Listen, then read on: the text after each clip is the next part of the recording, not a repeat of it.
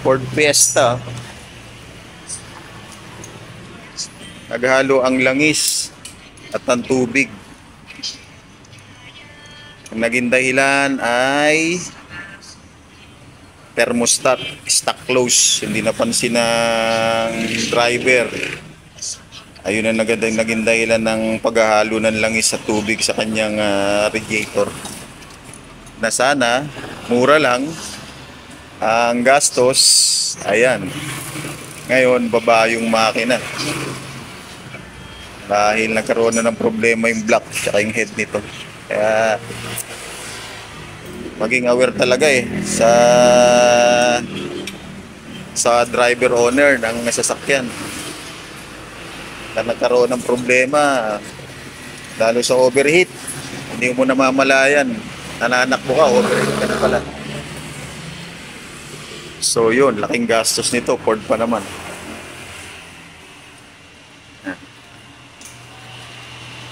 Ito yan sa shop Petron.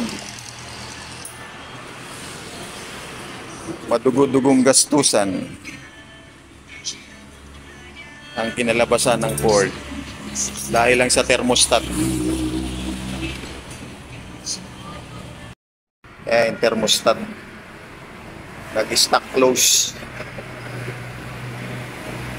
namalayan, overheat. Kaya monitor habang nagda-drive para maiwasan yung gastos, lalo kung ang sasakyan mo mga ganitong klase Ford, buti kung Japanese car.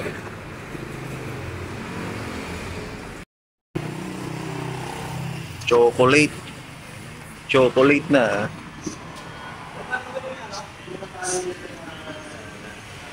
Chocolate. Nag-chocolate na siya, mga kabalay. Kaya monitor nyo yung mga thermostat. Pagka nag-overheat, stop muna. Kaya laging nahalo yung langis at tubig.